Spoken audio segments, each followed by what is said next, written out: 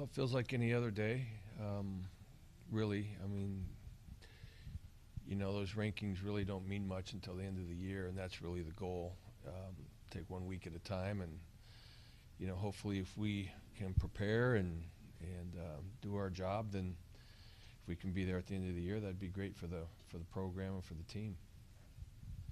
It certainly does help as far as getting people's attention. If you have those casual fans and they see a number in front of your name, that always seems to make a difference. But what have you seen over the years, especially those years at Cal? I mean, you had a team that was in the top 10 and the top 5. Is there something you have to do with your players to prepare them for the other things that come with the national ranking, for the potential distractions or just the weight that it can put on a game?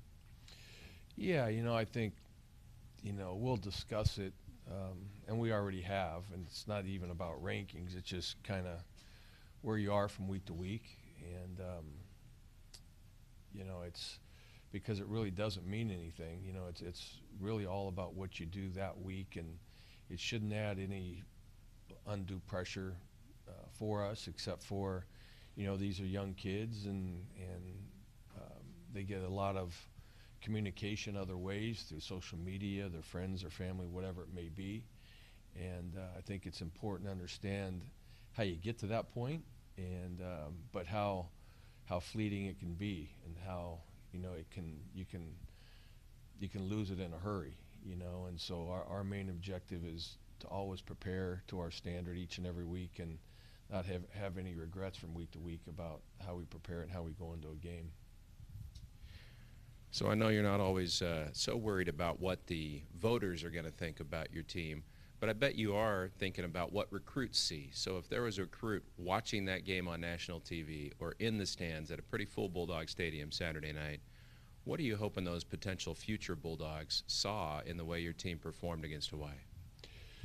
Well, just that, we have a team that plays hard, and, how they could fit in, and I thought, really as far as the stadium was concerned, any recruit that was there, I think it was a great environment, to come and have the opportunity to play in front of a great crowd and energetic stadium, and the support that we have here at Fresno State, I think is awesome, and the style of football that, that we have the ability to play if we do our job, and, which hopefully you can play some exciting offense and hard-nosed defense, and make plays on special teams, and how they would fit into that. And, so don't necessarily really think about that going in, but, I think it's always nice to play well and let people see how they could come to a program that they could flourish. You go on the road again and take on a UNLV team that's 0-4 in conference, just lost to previously winless San Jose State. How do you make your team stay focused and prepared for what the Rebels are going to try to do? Well, it's our opportunity to play this week, and that's what we talk about all the time. I don't think you have to think too far back to understand that they came in here and beat us last year, and it was our only loss in conference play last year, and so they're very capable of doing that, and if we don't play our best, that could happen. And so that's going to be the focus, as it is every week. Really, it doesn't matter who we play. We try to approach each and every week the same, and we'll try to do that this week as well. Coach, you said before the Toledo game that you asked some of the guys in the locker room if they remembered the last time Toledo came here and won. Was that even, was that an unspoken thing, I guess, where you say everybody, I guess, knows what happened the last time they faced UNLV? Yeah, I think our guys will remember that. It's not something we're going to harp on over and over again, but I think whether it was UNLV or anyone else, that, if we don't play well and we make mistakes, we snap the ball over the punter's head, we dropped the punt, we gave up field position, they held the ball on us, we didn't make enough plays to win. And, so, in college football, any week, every single week, you have to bring your A game or you're not going to be successful. And, so it's really about that. Of course, they'll remember, and, that we didn't play very well last year, and UNLV did. They played really well against us. And like I said, they have the capability of doing that for sure. And, But it comes down to how we prepare and how we play, really. I mean, it's play up to our standard and try to execute in all phases of the game. And if you can do that, then you have an opportunity to be in any game that you play. Coach, with Boise and San Diego State around the corner, is this a trap game for you guys? I hope not. I mean, I just said we're going to play one game at a time. We're going to do this. We're not even thinking about what goes on past this week. I mean, you may think that, and other people may think that, but we're going to do our best to make sure that it's not that. You know, that it's our opportunity this week to play, and we're going on the road, which is never easy, and so. You know, I think our team is mature enough to understand what it takes to win, but you know, you always have to execute in everything that we do. You know, so it's how we practice tomorrow, how we go into meetings, all the little things that we need to take care of. It was announced that Marcus is a semifinalist for the Maxwell Award. Do you feel like he's one of the best quarterbacks in the country? Marcus is playing well. You know, I don't know all the quarterbacks in the country, but that's nice. I mean, it's those type of things typically come with team success, and Marcus has done a nice job of doing his part and playing his role with what we've done. And you know, it's going to be a new week for him and a new week for the offense and the whole team, really. But you know, he has a role to play, and he's done a nice job of it. And you know, so hopefully that continues. Coach, it seems like in the box scores at least, UNLV's offense has changed dramatically the last 4 weeks with the quarterback situation. Do you kind of just throw the first few weeks of film out when looking at the Rebels and how different they're playing now? Yeah, they're a little bit different. You know, without Armani, they're a little bit different. But if you remember last year, they didn't have Armani when they came in here either. You know, so they do a really nice job as a coaching staff to take advantage of things, and you know, so they're very well coached.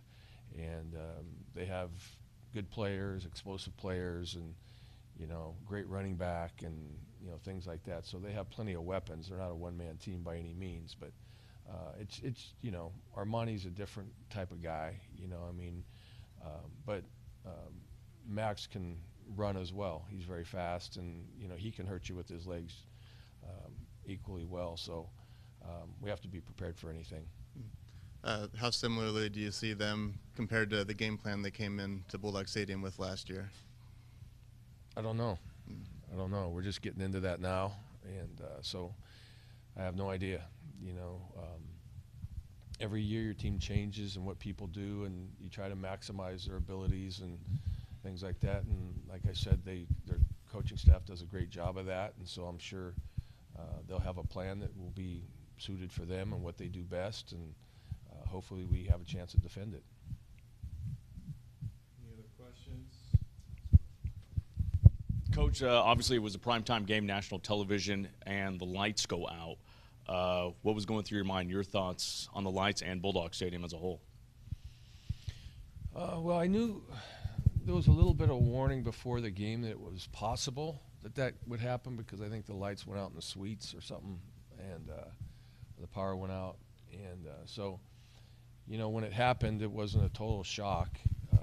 Really, at that point, it was just about, okay, how long is it going to be till we get up and running again? What do we have to do to be prepared to come out when we come back on the field? And really, my focus just went to how do we prepare when we come back on the field, and how do we resume play from where we were at that point? And because we had some momentum, we were in the red zone, you know, and but thankfully we came back out and guys got warm and got ready to play, and we scored on that drive. Do you have concerns going forward with the stadium? You know, last year with the water main break, and now with the lights, do you have concerns going forward? Well, yeah. I mean, I think those are things that need to be addressed. You know, I mean, that's kind of out of my control. But you know, I think when certain things happen like that, and I don't know what the issue was. I can't tell you what the issue was, so I'm not equipped to say how we fix it or what we do with it or anything like that. But you know, the stadium is a little bit older, and so there's probably certain things that need to be addressed with it, you know, but still a great stadium to play in, you know. I mean, I think it's an awesome place, going down that ramp and seeing the fans there and things like that. It's a great place to play, you know. I can't control all, little things that go wrong. That's for other people to deal with. I have no idea even why it happened, to tell you the truth. Obviously, you guys are ranked now. I mean, I know it's probably not something you talk about with the team, or is it? I mean, do players bring it up to you now, or is this even a motivation kind of thing that now you guys are recognized as one of the top 25 teams in the country? No. I mean, I'll address it with the team, but why are we a different team now than we were last week? But just because we have a number in front of us, it really doesn't matter. It really doesn't. Until the end of the season, it doesn't matter. And we're not going to go practice any differently because we have a number in front of our name. It just, it's been in this, many times, like Paul said. I've been ranked as high as number 2 in the country and had a chance to be number 1 and stubbed our toe and things like that. But we just need to keep doing what we do, and have an opportunity to be successful every week we go out. If we do that, then everything else will take care of itself. But really, a number in front of our name doesn't change anything that we do. Coach, on that same note, how does being ranked affect recruiting? How attractive is that to recruits? I think people see it. I think it's more. You're probably a little bit more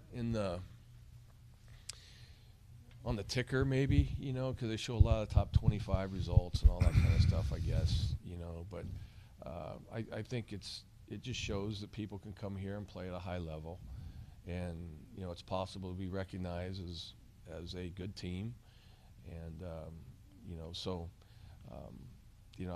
I don't know. I mean, I guess recruits could look into that, but I think recruiting has a little bit more to do with the environment that we create and how they can be successful academically, athletically, socially, spiritually. Those are all the things that really the experience here and what we provide them is what I hope they're looking at. And obviously it's great to win, but there's a lot more that goes into your college experience and just the football piece. It's a big piece, but there's a lot more that goes into it.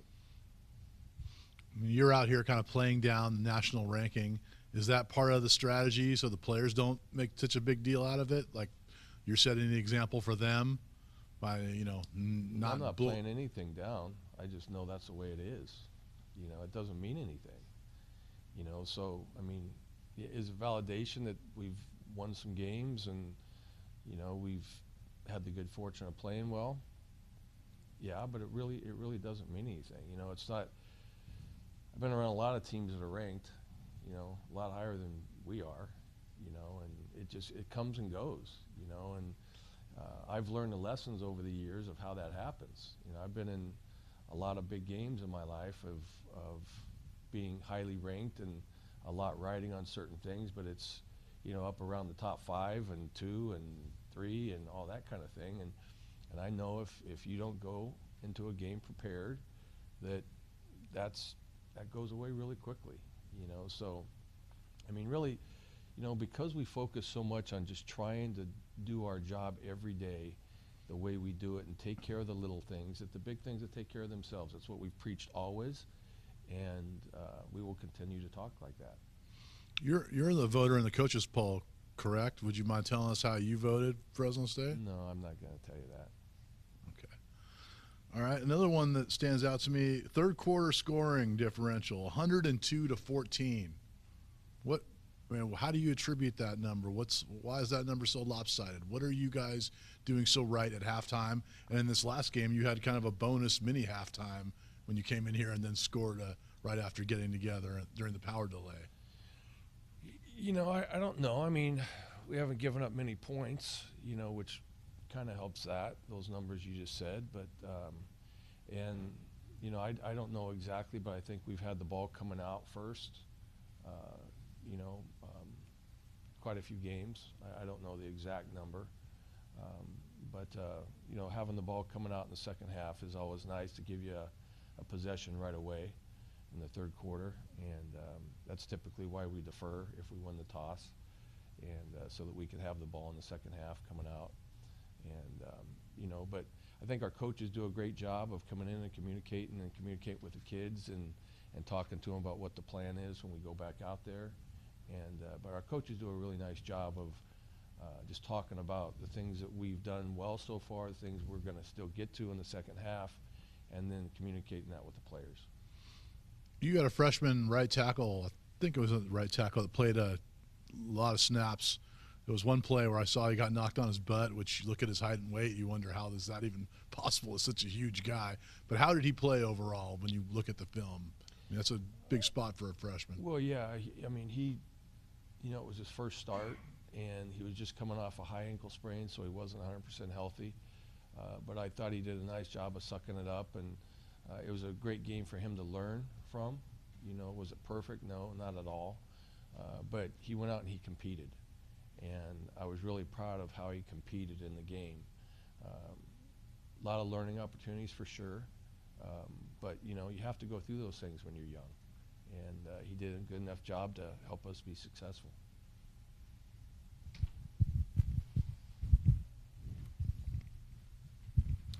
Hey, Coach, in 13 years as a head coach, how many chances have you had in an actual game to deploy a return man on a field goal attempt? I think it was the first one, actually. I can't remember if we ever did it before. It would have to be a long, long time ago. But it's, like I told the players, we practice that every single week, and you may go through a whole career and not have that situation come up like that, but because we practice it every week, a lot of other situations we practice every week that we may never see, through this season, through somebody's 5-year career here, you may never see it, but we try to stay as prepared for any situation as we possibly can. And that's why I was so happy about that, because we work on it, we prepare for it, and the way the guys executed it, when it never comes up in a game. I mean, how many times do you see it? And I thought the guys did a great job. Jameer did a great job of setting it up, and then the return was set up well, and the guys did a nice job of making good decisions. And so it just kind of validates all the little things that we work on, whether they come up or whether they don't, that it's important, because you never know what situations are going to arise in the game. Well, that was my question. Since it does come up so infrequently, so rarely, have you ever considered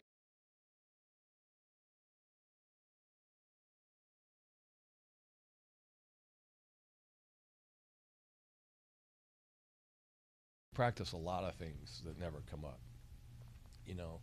There's going to be no regrets. Maybe we don't practice some things that might come up, but it's not because we don't think it's important. But there's a lot of things we practice that if we get in those situations, that hopefully we're prepared to execute them, whether it be things with the clock or field position or whatever it may be. But like I said, I think that situation validates to our team that all these situations, we may go through a whole season and never see it, but when we do, we need to be ready for it. And I'm sure you guys watch.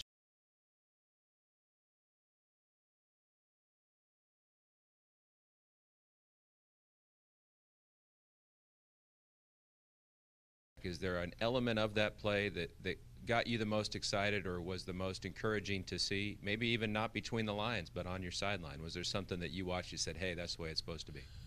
Yeah.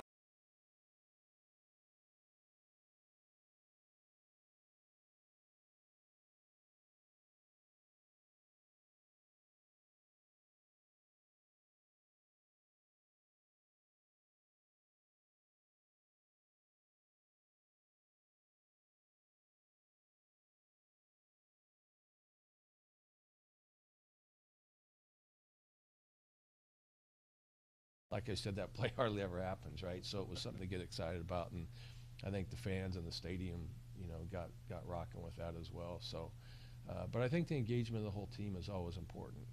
That people are happy for things that are going on out there and excited that, that we've worked on something and we're successful with it. So, yeah, I think just the whole energy level was great with it. And you talked a little bit about Max Gilliam and his ability at the quarterback position, but they had a freshman receiver, had a real breakout game against San Jose State, Tyleek Collins, 4 touchdown catches in that game. Was that a little bit of an eye-opener to see what he did against San Jose State? Yeah, they're usually really skilled outside, and so those guys have always been talented there, and you know, if you give the quarterback time and he finds them, they can make big plays on you. And so they have a lot of talent. That's what I mean. I mean, their running back is a great running back, and you know, they have a very good offensive line. And Max is finding his stride a little bit. And you know, what is it? I don't know, maybe his 4th game or something now that he started. And I think he's finding the rhythm and finding the flow. And so it's going to be really challenging for us because they have some weapons.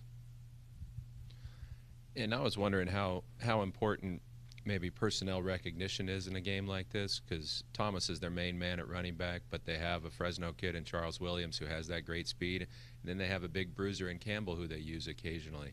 How big of a deal is that for your defense to figure out who's in the game and what that means as a domino effect? Well, typically that comes down to game planning on, you know, what do they use them for, but as far as I could tell so far is they all do the same things, you know, so you have to be prepared for everything, whether it be coming out of the backfield, catching the football, you know, but they're all very talented.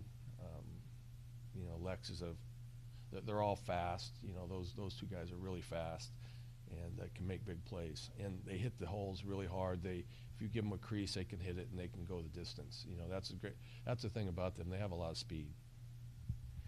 And I'm just assuming that you and Tony Sanchez go way back because of all the recruits he had at Bishop Gorman that I'm sure your staff was paying attention to.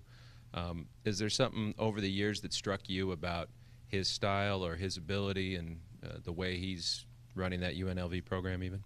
Yeah, you know, he does a great job. I think it's evident that, you know, they play with discipline, and last year was, you know, evidence of it. You know, they came in here and, you know, they had some injuries at the time, and they came in here and executed really, really well. They put together a great game plan. They play hard-nosed football.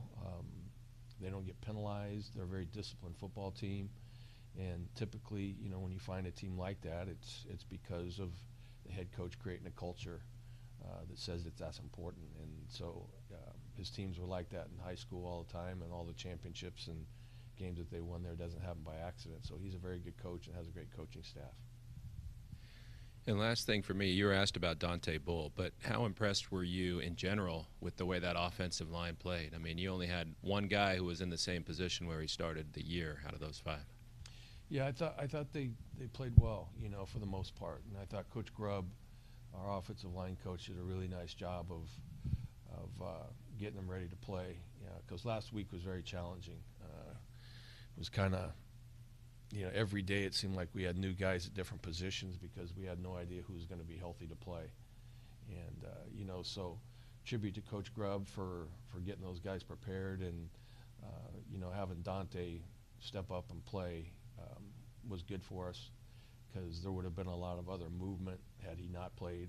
And so, but hopefully, you know, Cyrus is ready to come back this week, and we can start getting healthy a little bit, because we've had some guys dinged up. All right, well, this time we'll let Coach go. Okay, thank you. Thank you, everyone.